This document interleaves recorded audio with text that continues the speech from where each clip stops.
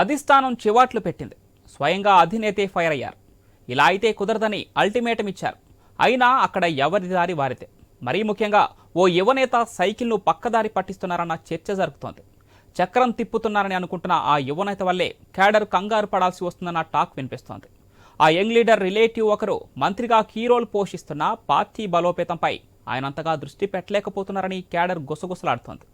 25 ఏళ్లుగా అక్కడ పసుపు జెండా ఎగరేయటం పెద్ద సవాల్గా మారిన అధిష్టానానికి ఆ నియోజకవర్గంలో పరిస్థితిని చక్కదిద్దడం అంతే టాస్క్గా మారిందట. ఇంతకీ ఏంటా అసెంబ్లీ సెగ్మెంట్? ఎవరా యువనేత? Let's watch the story.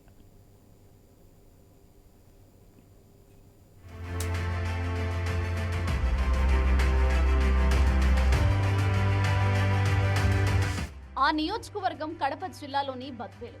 ఆ యువనేత ఒకప్పుడు కనుసైగతో రాజకీయాలను శాసించిన విజయవేముల వీరారెడ్డి వారసుడు రితేష్ రెడ్డి.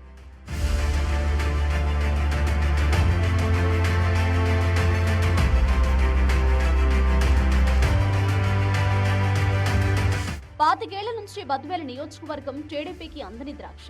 అలాంటి చోట విచిత్రమైన పరిస్థితి నెలకొంది.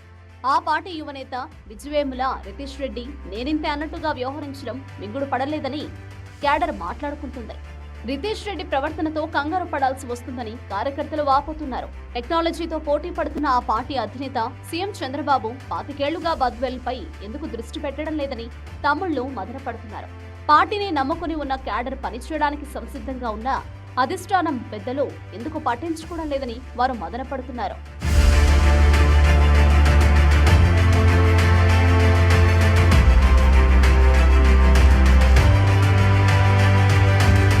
కడప జిల్లాలో విజయవేముల వీరారెడ్డి పేరు తెలియని వారుండరు. ఒకప్పుడు రాష్ట్ర రాజకీయాలను కనుసైగతో శాసించిన నాయకుడని ఇప్పటికీ క్యాడర్ గుర్తు చేసుకుంటుంది.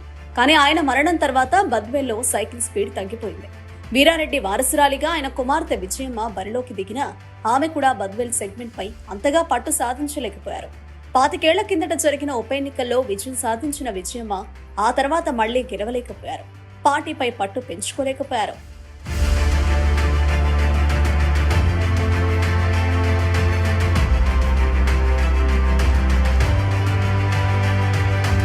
ఆ తర్వాత విజయవేముల వారసుడిగా విజయమ్మ కుమారుడు రితేష్ రెడ్డి రంగంలోకి దిగారు. ఈయన కూడా సేమ్ టు సేమ్ అంటూ క్యాడర్ పెదవిరుస్తుంది. క్యాడర్ ను సమన్వయం చేసుకోలేకపోతున్నారని చర్చించుకుంటుంది. కొన్నేళ్లుగా బద్వేల్లో పాతుకుపోయిన సమస్యలను పరిష్కరించడంలో రితేష్ రెడ్డి చొరవ చూపించలేకపోతున్నారని పార్టీ కార్యకర్తలు విమర్శిస్తున్నారు. పార్టీ అధికారంలో ఉన్న గత ప్రభుత్వ హయాంలో జరిగిన అక్రమాలను కడిగి పారేయలేకపోతున్నారని ఆరోపిస్తున్నారు. తాను సైలెంట్ గా ఉంటూ స్పీడ్ మీదన్న సైకిల్ క్యాడర్ ను పరిగెత్తించలేకపోతున్నారని అంటున్నారు.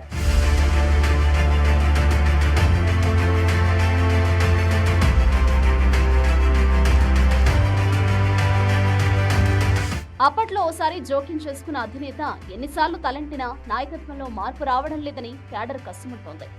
ప్రభుత్వ కార్యాలయాల్లో తిష్టివేసిన కొందరు వైసీపీ సానుభూతి పరులు బద్వేలు అభివృద్ధిని అడ్డుకుంటున్నా కూడా నియోజకవర్గ పార్టీ పెద్దలు పెద్దగా పట్టించుకోవడం లేదని తమ్ముళ్లు విమర్శిస్తున్నారు. దానికి ఉదాహరణలు కూడా చూపెడుతున్నారు. మొన్న ఈ మధ్య ఏపీలో భారీ ఎత్తున బదిలీలు జరిగాయి. ఇందులో బద్వేల్ మున్సిపల్ కమిషనర్ గా వాకమల్ల నరసింహారెడ్డి వచ్చారు. ఈయన గత ప్రభుత్వంలో పులివెందుల మున్సిపల్ కమిషనర్ గా పనిచేశారు. ఆయన సొంత ఊరు బద్వేల్ నియోజకవర్గంలో ఉండడంతో ఇక్కడ YCP municipal chairman Vakamalla Rajagopal Reddy అండతో నరసింహారెడ్డి చక్రం తిప్పారని టీడీపీ నేతలు ఆరోపిస్తున్నారు.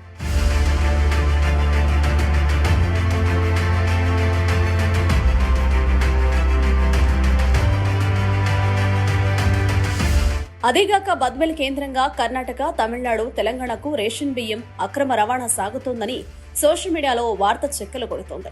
ఈ విషయం రితేష్ రెడ్డితో పాటు ఇతర టీడీపీ నేతలకు తెలిసినా ఎవరూ పట్టించుకోవడం లేదని క్యాడర్ మండిపడుతోంది.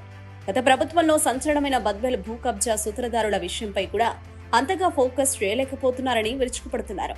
ఎన్నికలకు ముందు యువగళం పాదయాత్రలో భాగంగా బద్వేల్కు వచ్చిన నారా లోకేష్ బద్వేల్ భూ కబ్జాలను నిలదీశారు. అలాంటి వారిని వదిలే ప్రసక్తి లేదని లోకేష్ రెడ్ బుక్ లో రాసుకున్నారు. ఇలాంటి విషయాలను మళ్లీ ఒకసారి లోకేష్ దృష్టికి తీసుకెళ్లాల్సిన రితేష్ రెడ్డి సహా ఇతర నేతలు పట్టించుకోవడం లేదని కార్యకర్తలు గుసగుసలాడుకుంటున్నారు.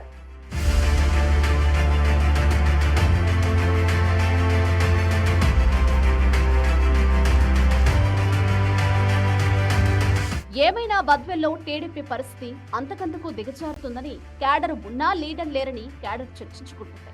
రాబోయే కాలంలోనైనా పార్టీ బలపడాలంటే ఇన్ఛార్జిగా బలమైన నాయకుడిని తెర మీదకు తీసుకురావాలని అధిష్టానాన్ని కోరుతున్నారు. మరి అధినేత రియాక్షన్ ఎలా ఉంటుందో, బద్వెల్ సెగ్మెంట్ లో సైకిల్ ను పరుగులు పెట్టించేలా ఎలాంటి యాక్షన్ తీసుకుంటారో లెట్స్ వెయిట్ అండ్ సీ.